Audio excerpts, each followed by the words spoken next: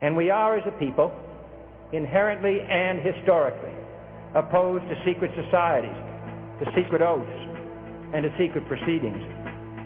For we are opposed around the world by a monolithic and ruthless conspiracy that relies primarily on covert means for expanding its sphere of influence. It was 1776 when the founders signed the writ of independence from the Brits. It was revolution. It's October the 20th of 2016, and tonight's RNN featured show is Connecting the Dots with Dan Happel. Welcome to the Republic News Network for our national live broadcast. You may call me Kelby, and tonight I'm going to be your moderator. The RNN, which stands for the Republic News Network, has been doing this radio show for over 6 years, and it's always been a friendly introduction for the people of the United States Corporation. It's true, the United States is in fact a federal corporation, and their exclusive jurisdiction lies within the District of Columbia. And you can find this under Title 28, Section 3002 and UCC 9-307H. The Republic government was just a bunch of U.S. citizens that realized they wanted to be Americans as our founders intended. We've been hard at work now for over 8 years. I know it's hard to understand. Don't worry. We are law-abiding, peaceful Americans and very pro-government. You can consider the Republic members are tired of all the corruption that we see every day. See, we found in the law that there is, in fact, 2 forms of government here on our land, and we did something about it. We're people, just like you mothers, fathers, sons, daughters. We have families, and they're very important to us. See, we found some information, some truth, and now we're sharing these important truths with the rest of the world. So get ready to hear things that sound amazing, and get ready to understand that you, too, can be a part of history. We welcome each one of you to Connecting the Dots with Dan Happel in the Republic for the United States of America. Before we go into tonight's broadcast, please bow your head in prayer. Father God, protect the people on the phone call because they share information that the world should know, and the powers to be don't want them to know. Father God, grant us the ability to understand what we're hearing. Grant us the ability to just do something about it. Help us to stand up in our own respective ways, to not be silent, to not be sheep. And we pray this in your Son's name. Amen. Mr. Dan Happel, I yield the floor. Well, thank you, Kelby. This evening on our program, we have 2 very special guests, Gene and David Hertler, who have written a 2-volume set of historical works called Re-Inhabited, and the second volume has just come out recently. And it is tonight intended to be a very frank discussion of the De-Jure Republic idea and the fact that we have been living under a system of government that was not intended by our founding fathers, and that we, the group that formed the Republic News Network and that sponsors this program, has been working hard to inform Americans and people all over the world as to the real, true republic that we stand to protect. And with that, I also want to let folks know that I'm kind of a novice on this subject, and I'm just beginning to gain knowledge about it. And for that reason, the host of the program that was there about 6 months ago and prior to me and has stepped in and helped me out a number of times, Bob Barnett, is going to be on the call tonight as well. And Bob is much more knowledgeable on this subject, and so I asked him to be involved so that he could possibly sit in on the discussion and ask questions in ways that I may not have the knowledge base to do so. So with that, Gene and David, I welcome you to the show, and will you please tell our listeners exactly what you want to accomplish with tonight's show and explain how you came about the process of re-inhabiting. Good evening, Dan. Thanks so much for having us on your radio program this evening, and we say good evening to the listening audience. Well, we've been on a journey. David and I have been on a journey for nearly 6 years, and what a journey it has been. David and I learned that America was being restored in December of 2010, and I did a lot of research at that time, and I found out what I was hearing was true. So we're for God and country. We're Christians, and we're definitely patriots, and we've learned through history that the word patriot throughout American history is synonymous with the word Christian. So if you have been American throughout the centuries, you have primarily been a Christian. With the American Republic, David and I both jumped aboard the bandwagon and began to get into research and help the interim government of the Republic for the United States. And for those folks that say a re-inhabited American Republic, what is that? Well, what operates out of Washington, D.C., it's proven that that is a corporation. There were what first President George Washington referred to as cunning, ambitious, and unprincipled men that he spoke about in his farewell address after 2 terms in presidential office. He warned the American people to watch out for this type of people. And he described the words that he used. He described what we would know today would be secret societies. And he also warned about political parties. He said, don't go there. Don't we see that today? And other things. And he said that the American people had a responsibility to maintain the sacred fires of liberty. Well, there were cunning, ambitious, and unprincipled men that did some very bad things long ago, successful to push the American Republic into dormancy. So the Union remained, but the American Republic was pushed into dormancy. And why I say dormancy is because when the Founding Fathers birthed forth this nation with the Declaration of Independence, which was a covenant with Almighty God, the documents that they did, that was the founding document, the Constitution is the operating document, all of that was done in perpetuity. So that and international treaties that were done back in those years, it's organic, it could not be destroyed. The cunning, ambitious, and unprincipled men did that, so they secreted it without letting the American people know what they did. And we have some very patriotic leaders in our country that have been studied and have known and have carried forth those sacred fires of liberty throughout the decades and have dug deep and figured out what happened. How did we go from a republic to a democracy? Our founding fathers despised democracy.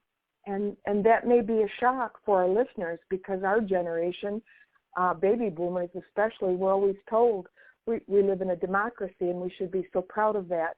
But to go back and look at their writings, they despised it. They said it was evil and it would lead to tyranny. They gave us a republic and a Republican form of governance. Okay, so there's 2 things that were going on here. The American Republic in the Civil War that was dredged up by these wicked men, they knew that a house divided cannot stand, and they fomented what landed in a civil war, and this is when they did their dirty deeds. The Union was preserved, however, the American Republic was not. It was sent into dormancy, never destroyed, it's still there.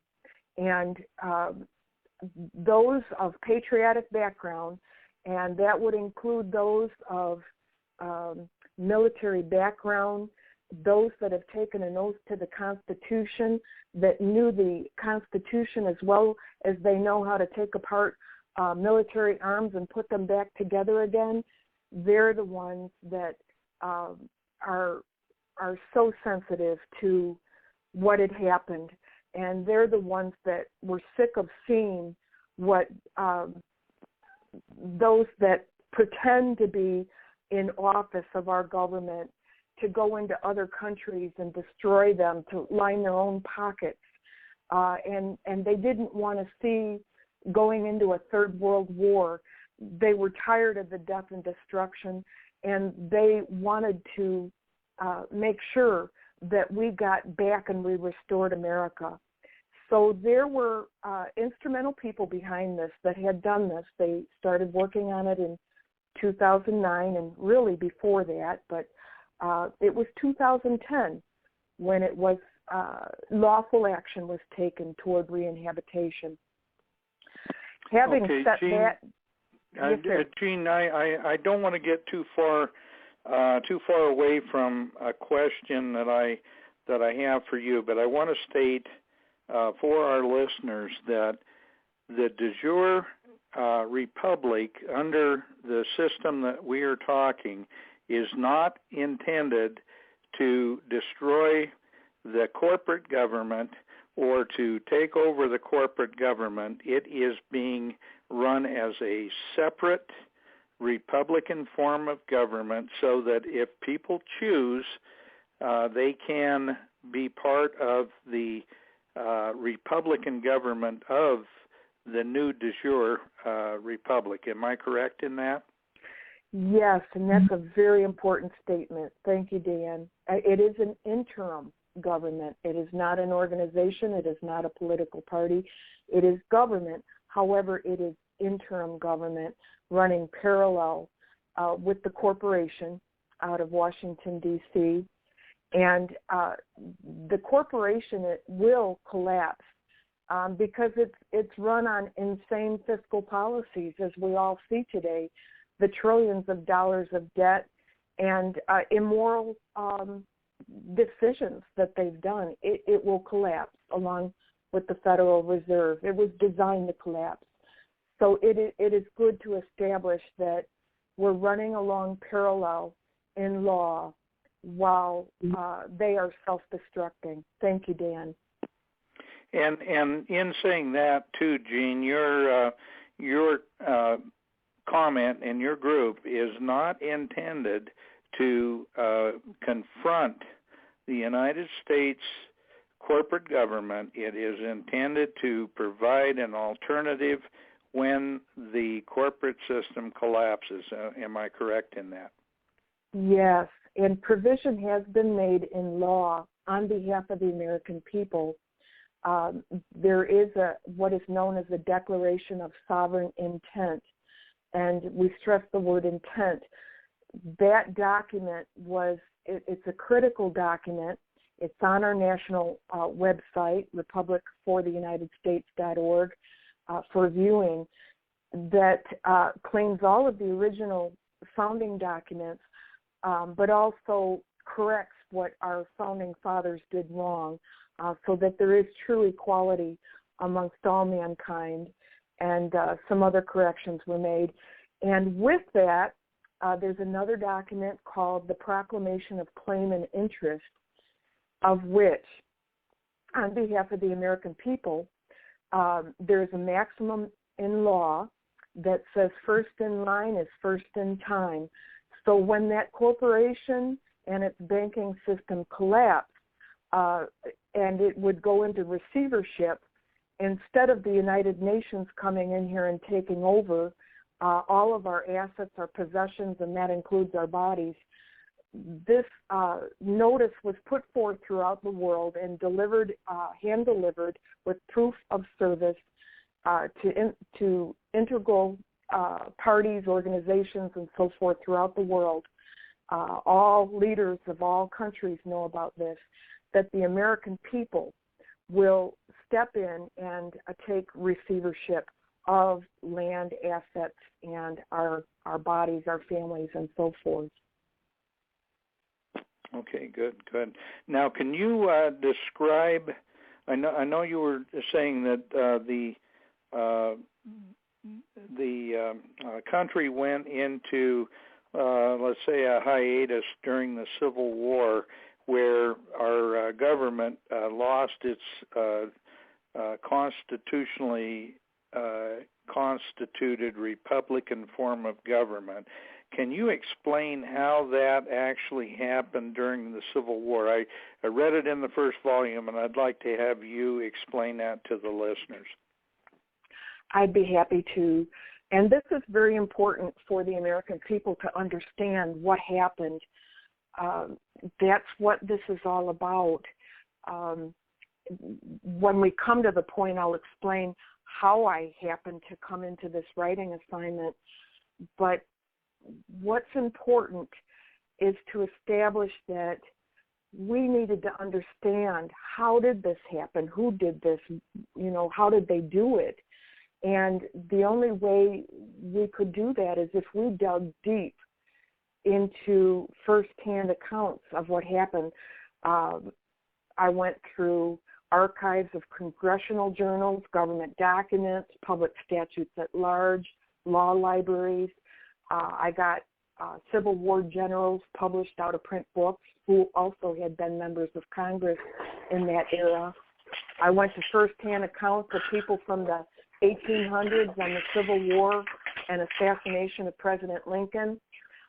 Went through various authors of the 1800s, writings of the founding fathers, early fathers and mothers.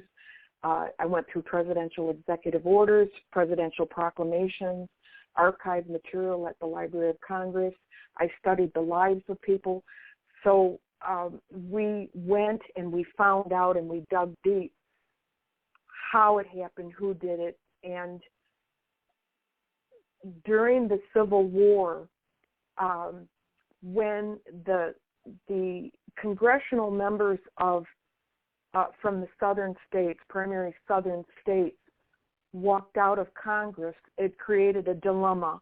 And that happened right after President Lincoln was elected to office and before he was inaugurated.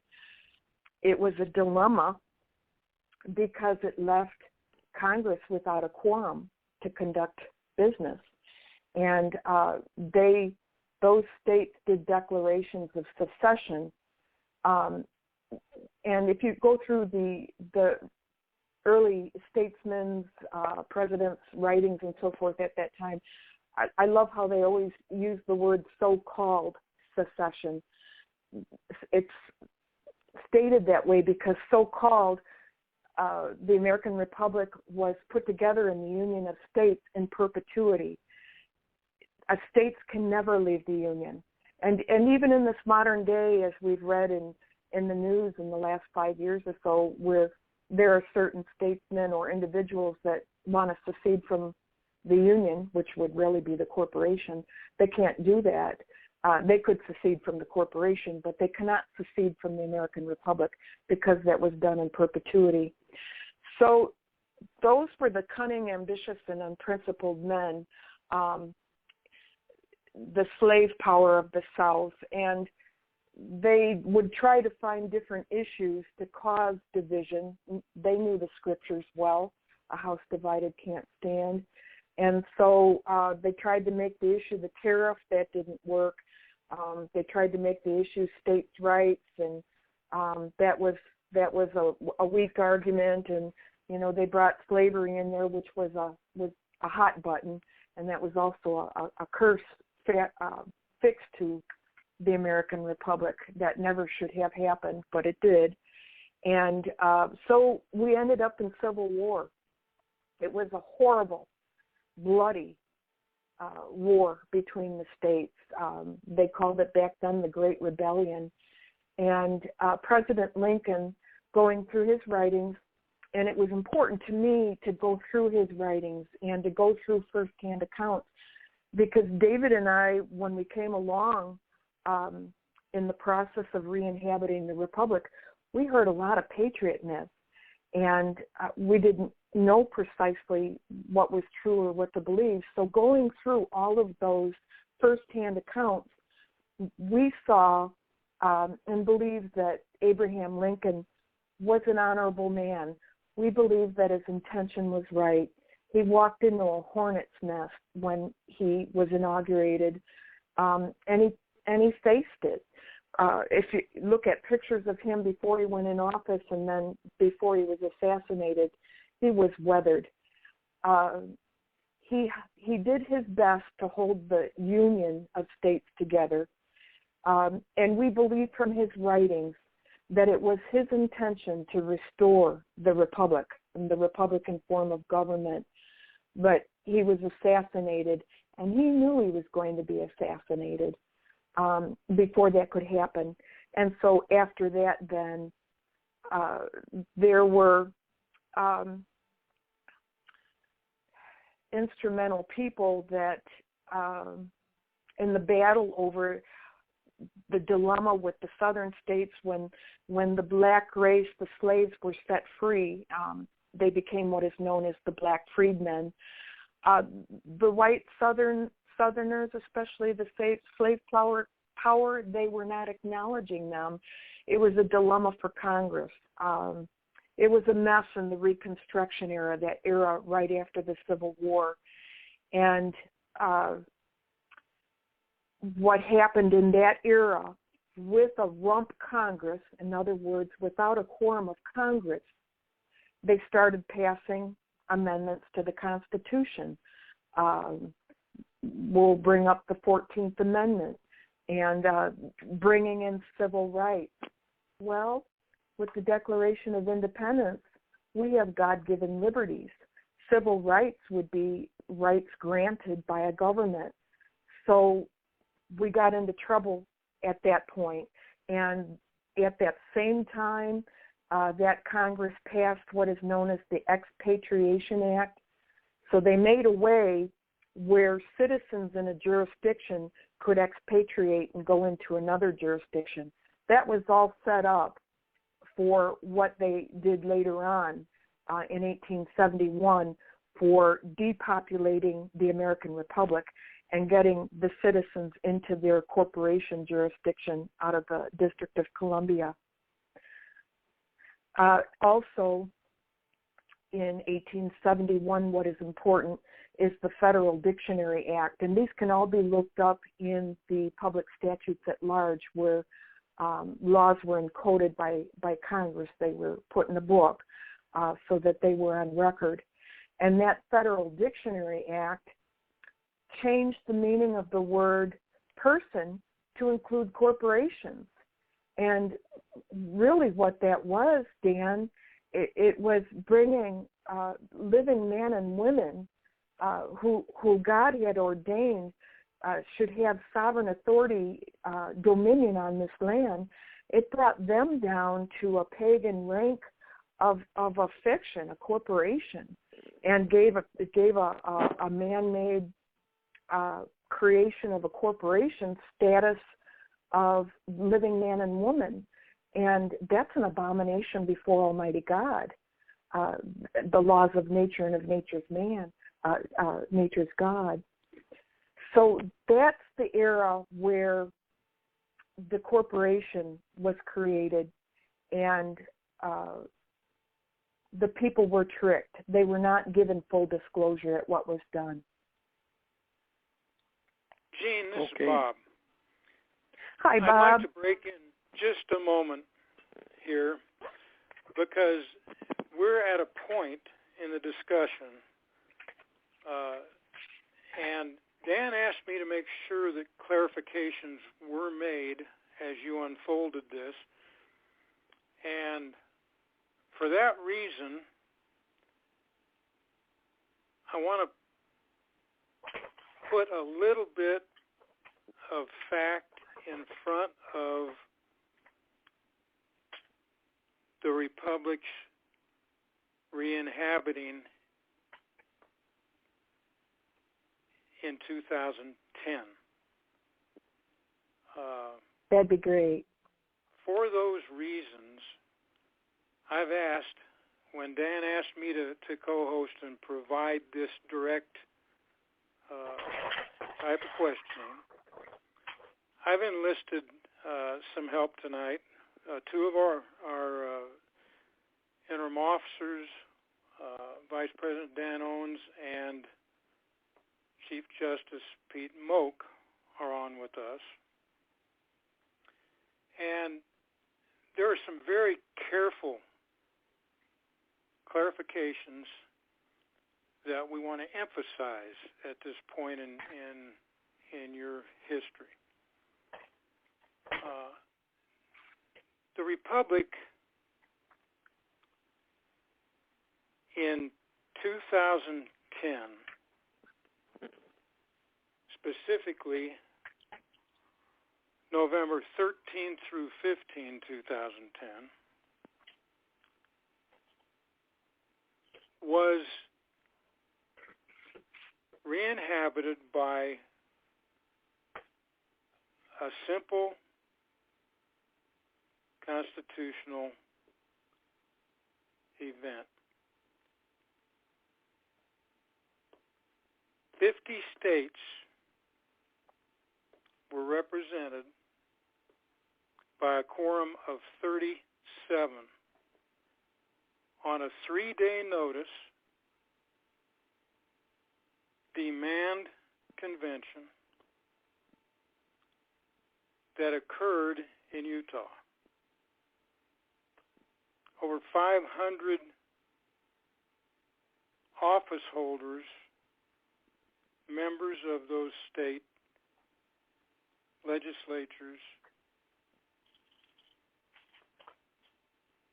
met there. And Gene has introduced as the Declaration of Sovereign Intent. Simply stated, a return to the basics. And for that reason, I've asked Justice Moak and Vice President Owens, who are both Republic officials in the re-inhabited Republic, to be on the call and make specific clarification when we reach this point. When we did this in 2010, when I say we, I happen to have been there because I was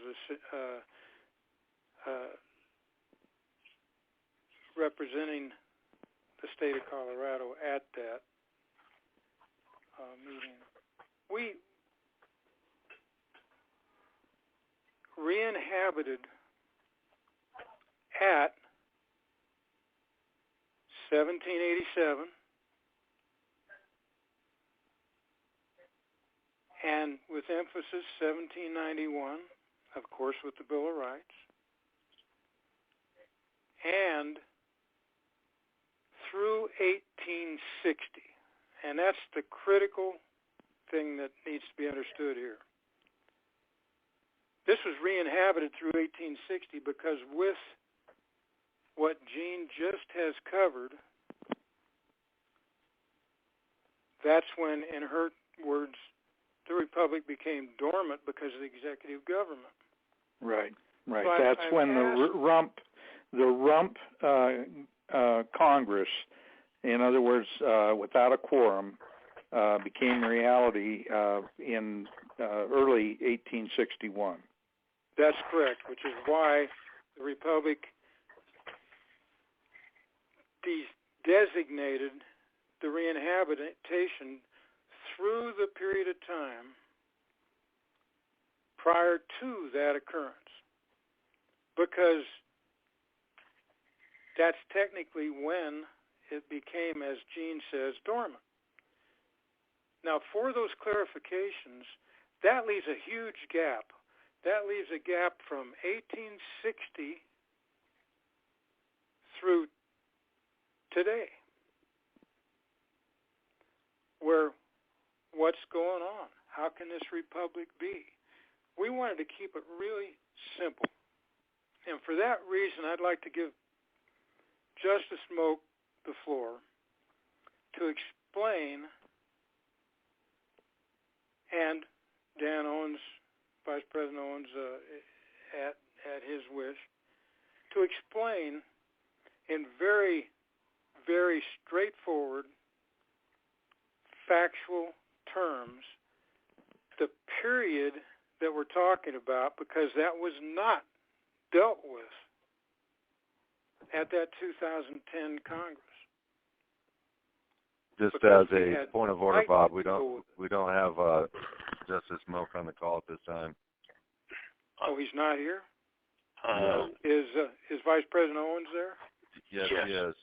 And as a secondary point of order, due to the nature of the call, we're going to forego the announcements at the 30-minute mark. Sorry. Okay, thank you, Kelby. I'm not sure what happened to Justice Moak, but Vice President Owens, can you take the floor and take that? I can, and in Justice Moak's absence, I'll do my best. He's a little more scholared in this, but I think I understand it well enough. First and foremost, the first aspect to understand, and this was addressed in a court case, and Justice Moak actually has the court case, in 1811, where Justice Marshall acknowledges that the corporate side of the government always existed, and it had to exist for the government to be able to interact with corporations and for the people to be able to have, if they needed to sue the government. It was never intended to be, quote, the government. It was always subservient, if you will, to the government and therefore to the people. So that's the first thing, and that is actually addressed in a court case in the Supreme Court in 1811. So the both structures always existed, and they do to this day. When Abraham Lincoln, with a rump Congress, when he convened Congress under the executive branch in 1861, he utilized that corporate structure. It was the only structure he had remaining to be able to do the business of the nation and to, if you will, prosecute the war. All right. So the question is, how do we know that there are two forms of government? It's important because what we see from 1860 going forward, that the executive government, as Abraham Lincoln referred to it, actually in two proclamations. The proclamation prior to the Emancipation Proclamation, which was done in the preliminary proclamation was done in September of 1862. Then the actual Emancipation Proclamation was done in 1863. He refers to this executive government. That was the only structure he had to operate within, as I said. He had no means in order to collect revenue. The only means to collect revenue was in the De-Jure. It was for tariffs and essentially sales taxes. These were the means of collecting revenue. Through the Rump Congress, they created the Tax Act of 1862. It was outside of the Constitution. Everything that was being done at that point was being done outside of the Constitution. That Tax Act, in order to have been inside of the Constitution or de jure, would have had to repeal the segments of the Constitution that allowed for the collection of revenue. It did not, because it was, as I said, outside of the Constitution or another form of government. Number two, the second thing that they did was the Congress had tried to come up with what we refer to as the ironclad oath. Again, this was an oath outside of the Constitution, outside of the de jure. It did not repeal the original Oath Act, which took place in 1789, I believe, shortly after the Constitution was ratified. Again, in order to, if it was something being done within the parameter of the Constitution, it would have had to repeal the prior work. Everything has to stand alone. It did not repeal because it was another form of government. Probably one of the most telling is the Organic Act of 1871. There was already an Organic Act, 1801. The Organic Act of 1801 created the District of Columbia as the nation's capital. The Organic Act of 1871 was being done outside of the Constitution. Now, this is a little more interesting. First of all, it did not repeal the Organic Act of 1801, two forms of government, two different entities, if you will. What was happening during Reconstruction was a governmental structure was being formed in that executive, if you will, in the executive branch or executive government that was never intended. The 14th Amendment was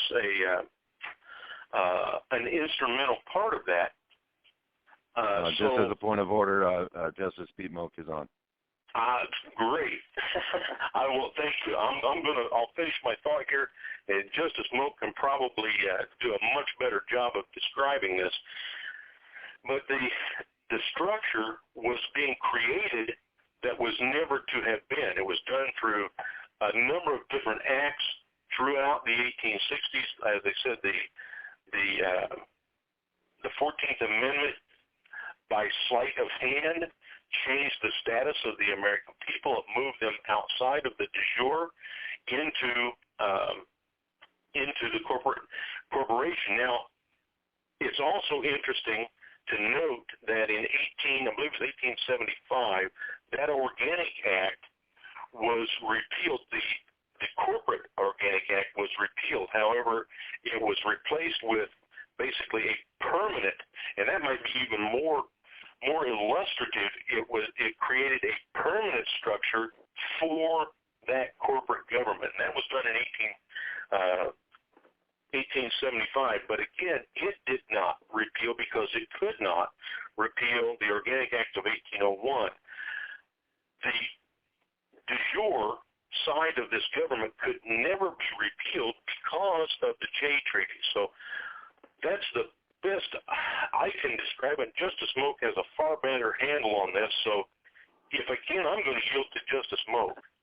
Okay, can you hear me now? We can hear you now. I am so sorry. I've been trying to get on the call, and I've listened to everything, and Gene done a wonderful job. I'm terribly sorry, but I'm glad to be here. So thank you all, Mr. Happel and everyone. Well, I don't know that I can do any better than anyone else. We, as Gene said so eloquently a while back, it was the Civil War. At the Civil War, of course, whenever we had the southern states that were in open rebellion, the president, Lincoln, had to fight a war. He had to prosecute the war. He had to conduct the business of the country. And, of course, he did not have a quorum, so he could not do it constitutionally. He had to go outside the Constitution and operate with what he called his executive government. Well, he had to have money. He had to have a lot of money. By some estimates, the cost of the war was $1 million a day back then. That could be equivalent to about $200 or so million a day in today's money. He couldn't get that because the only constitutional taxes were the apportionment tax and the tariffs and duties, which were types of sales taxes. Well, he didn't have a quorum. He could not constitutionally have a constitutional convention and an amendment.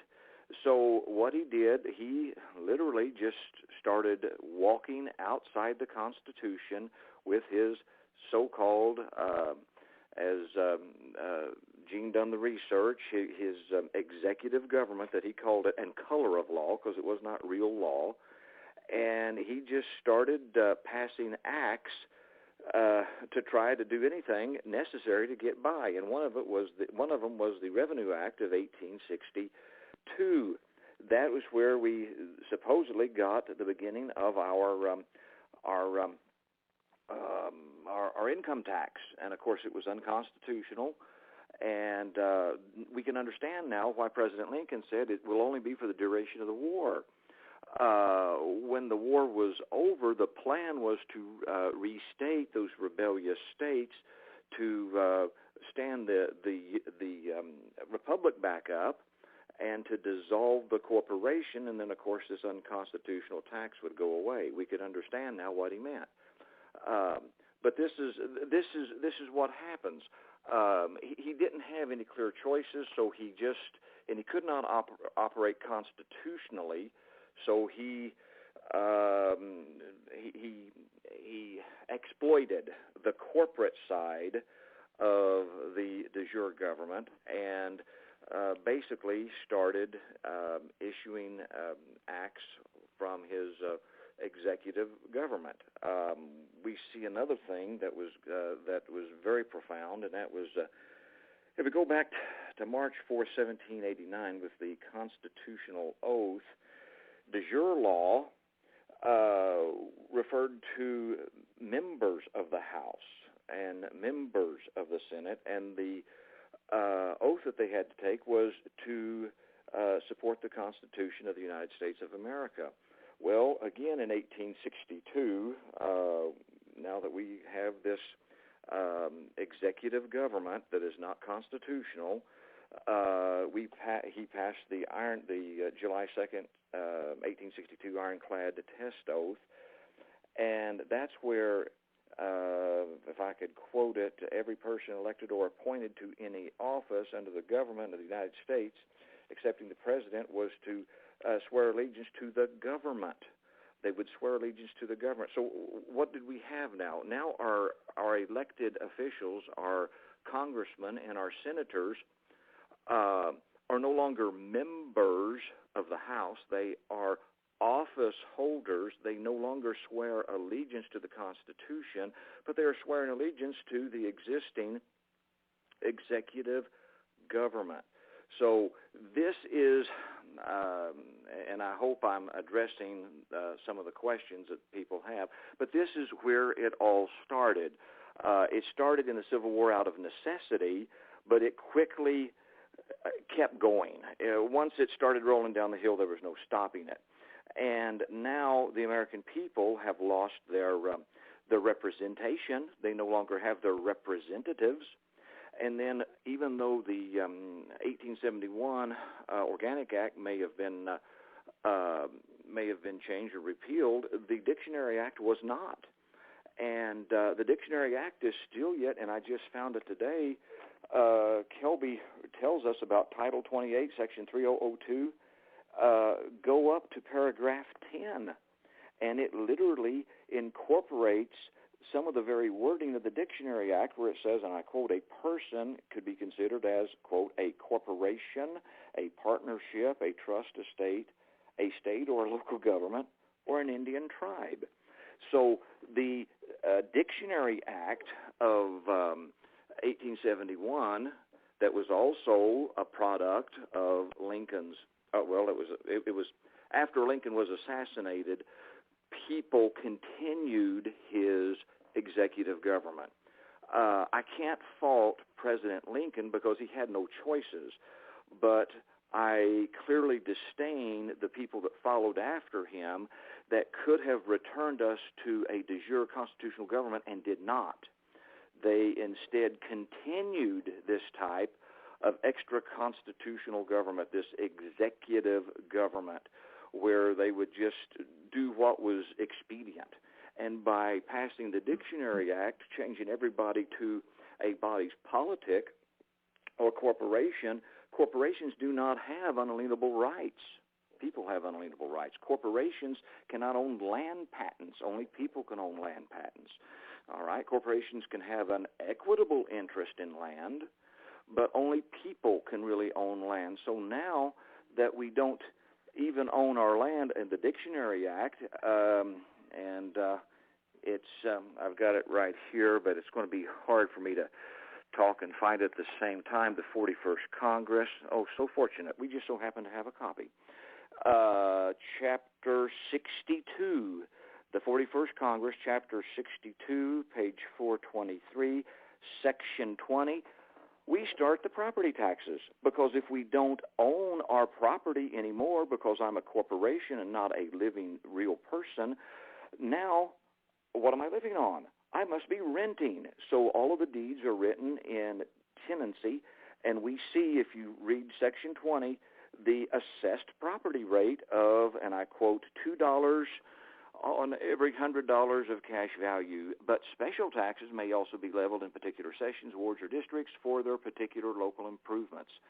So this is the beginning of property taxes, and it was in 1871, and it was the Dictionary Act, Chapter 20, and this is, I believe, the nail in the coffin of the American people's dream for constitutional governance, because, like I said, through the oaths that were passed, we no longer have members of the House. We have office holders. We no longer swear allegiance to the Constitution. We swear allegiance to the government. So we've lost our representatives.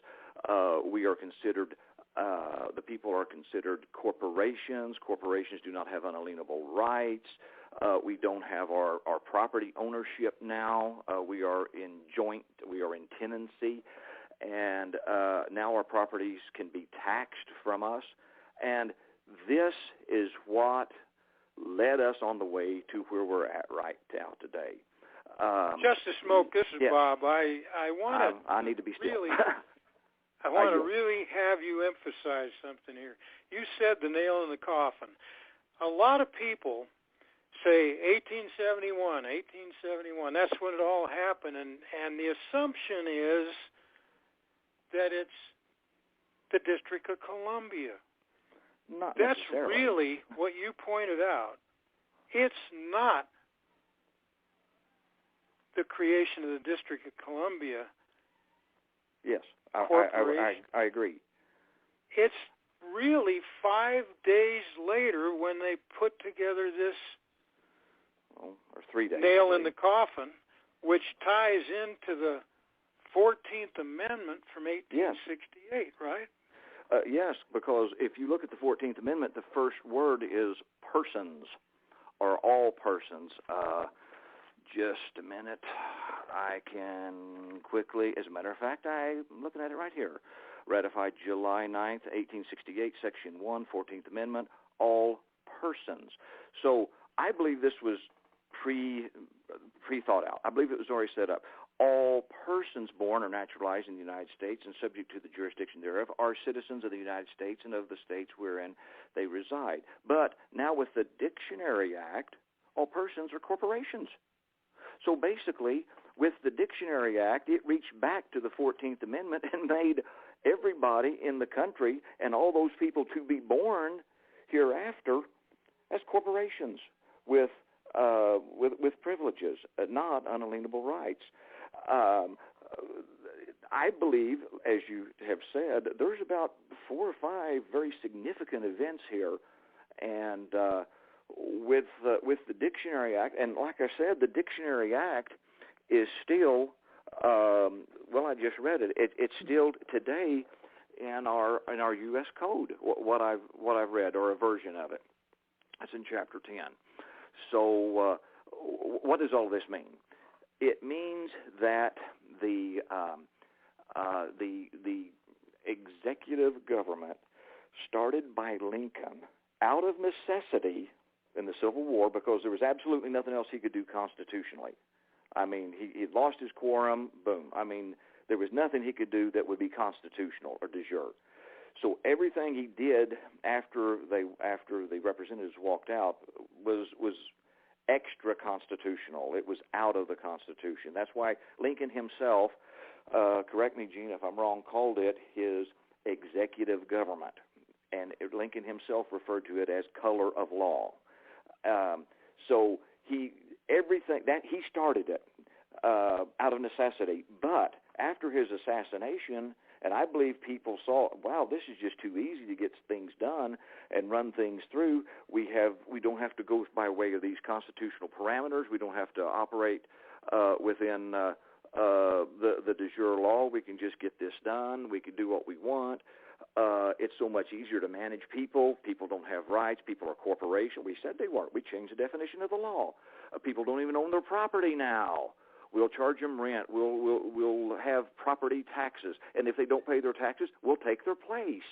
I mean, there is now, I think, at this time now, there is no vestige of de jure law now.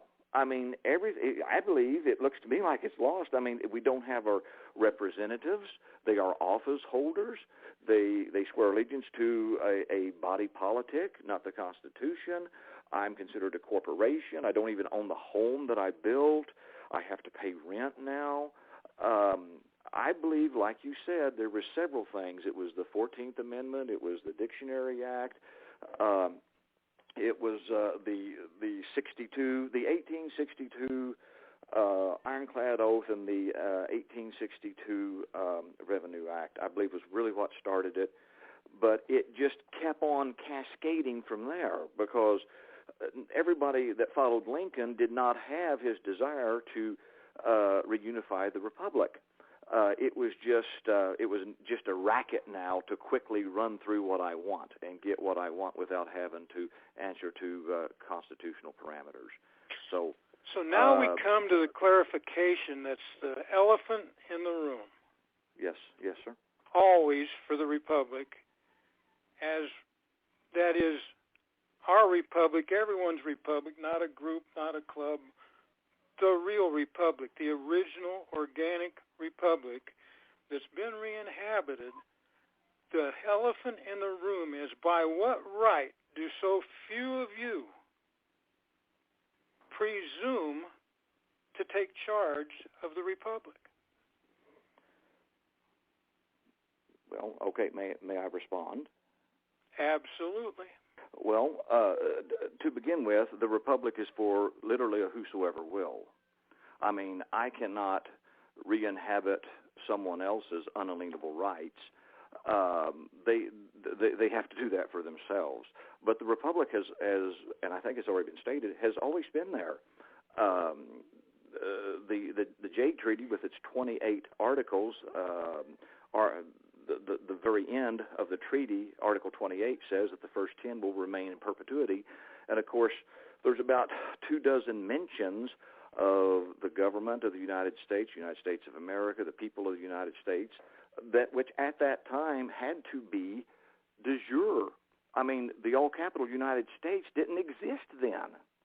So the only government that existed was the de jure government. So we have, by international treaty and international law, a treaty that states that the government representing the American people will in perpetuity be the republic. So the republic has always been there.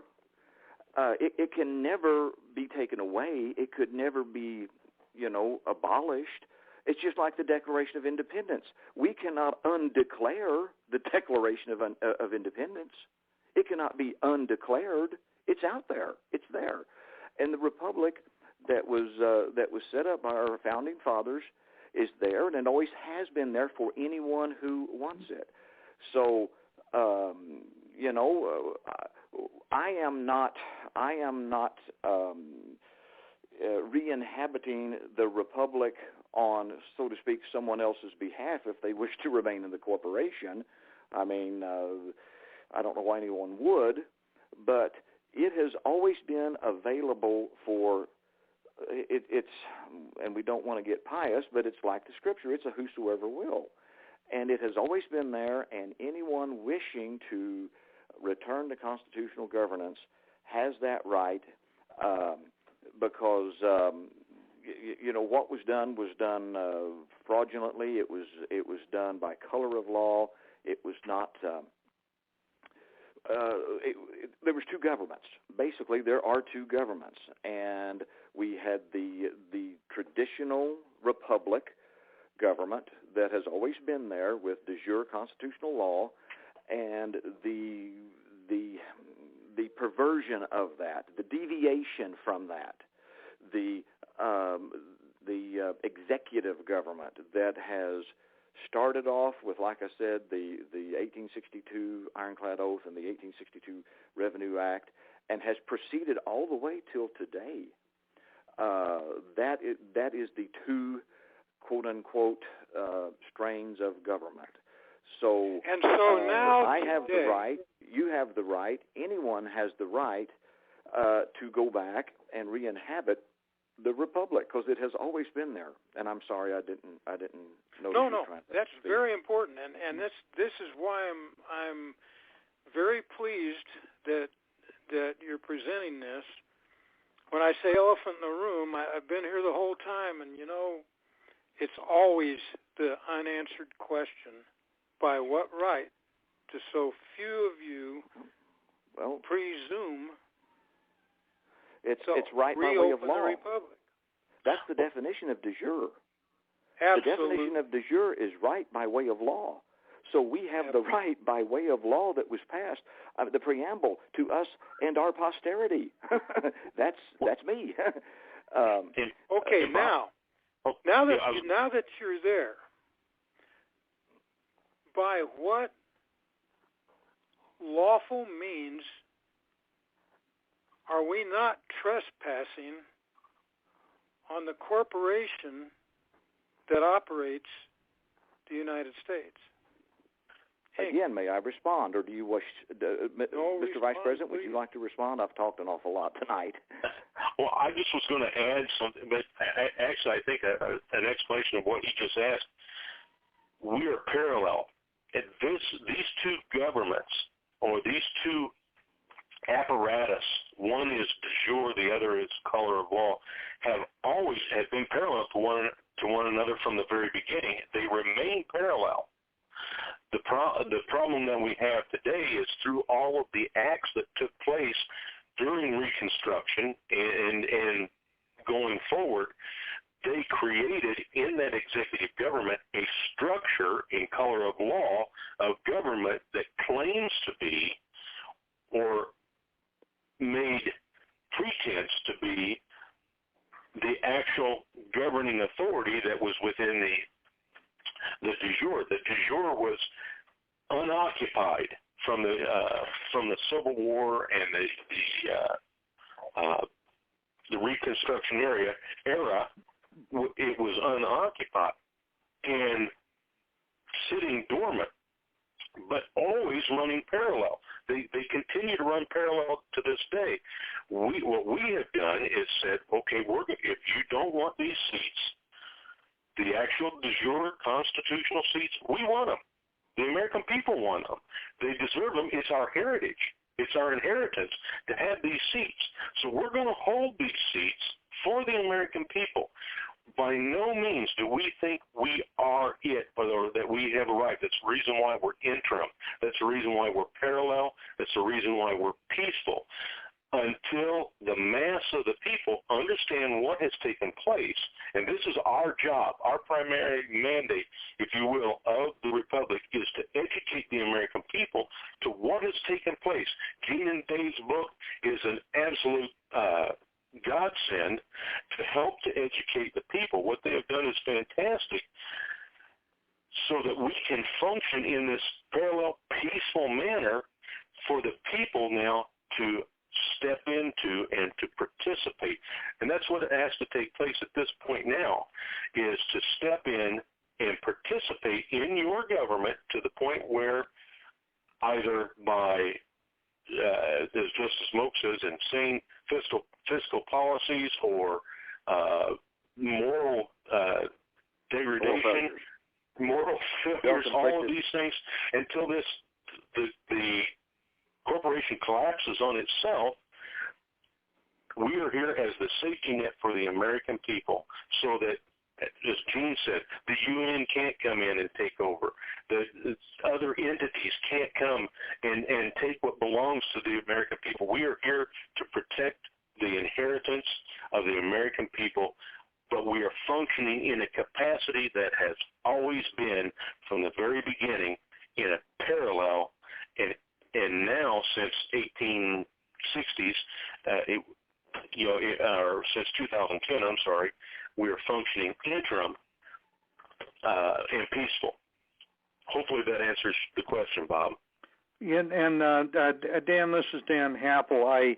We're getting real close to the end of the show, and I do want to allow enough time for Jean to talk a little bit about her 2-volume set that she wrote with her husband, and also to give our listeners an opportunity to join in your Wednesday evening calls and to have some discussion about that. So, Jean, would you like to wrap up with a discussion of your books, Re-Inhabited, and where folks can order those books? You bet, Dan. Thank you.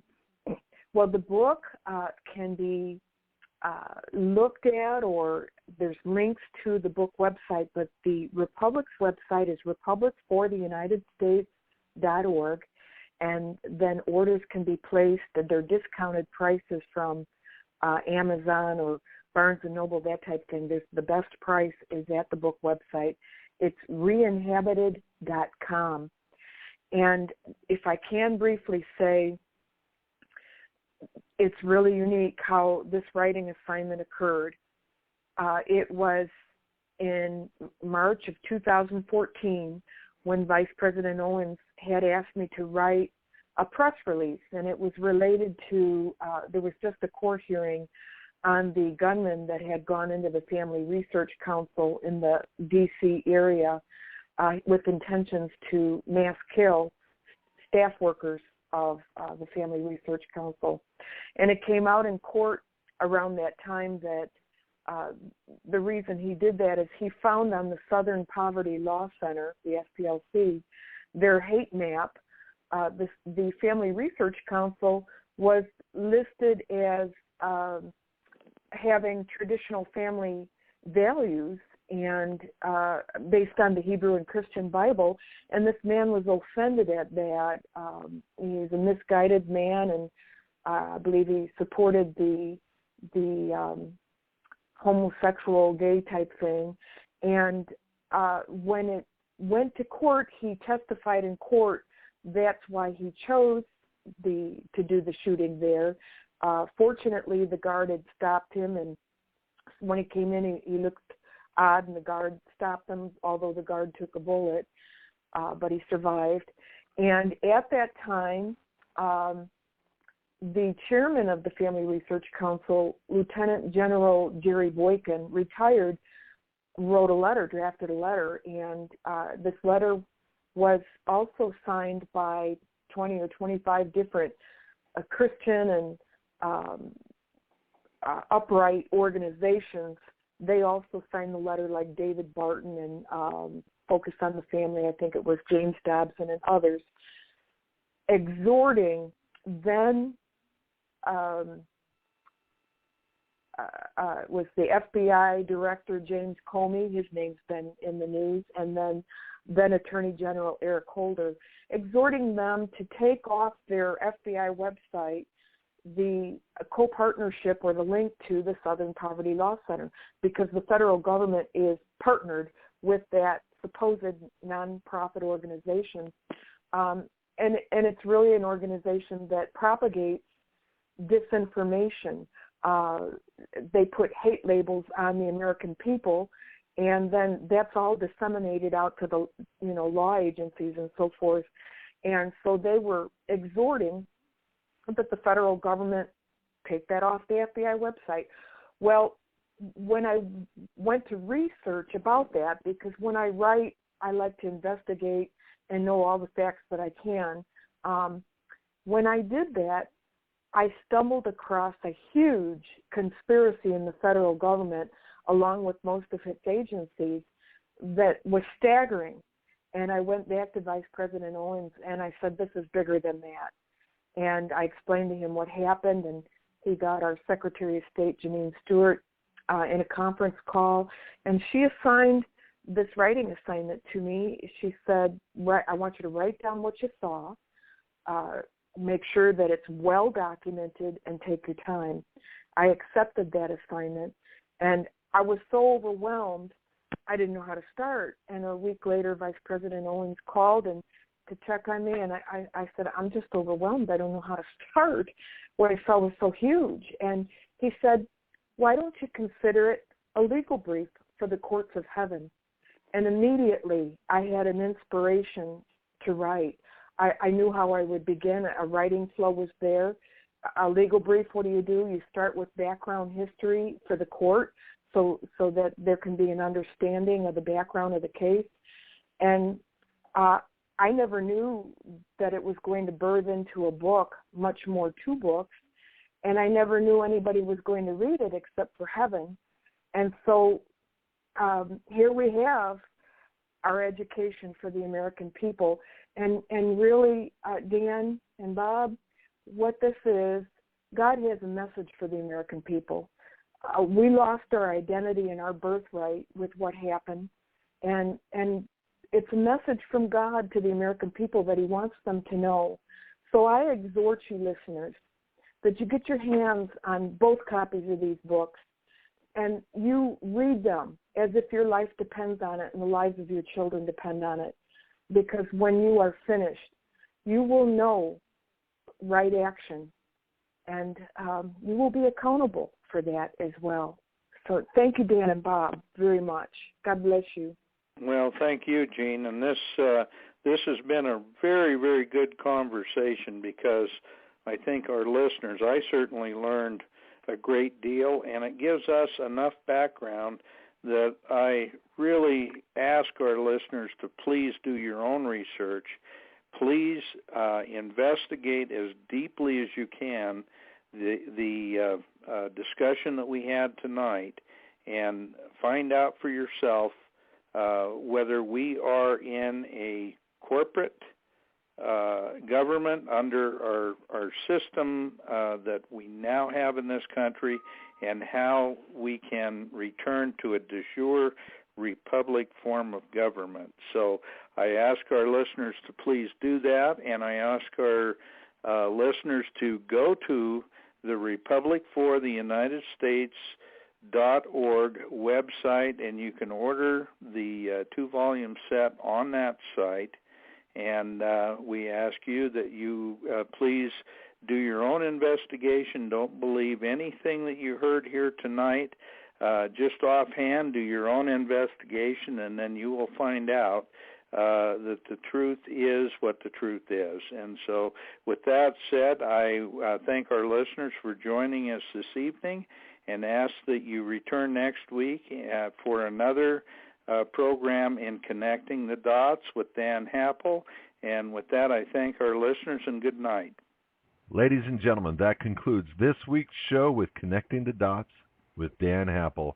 God bless. Good night. We'll see you next Thursday, 6 p.m. Pacific.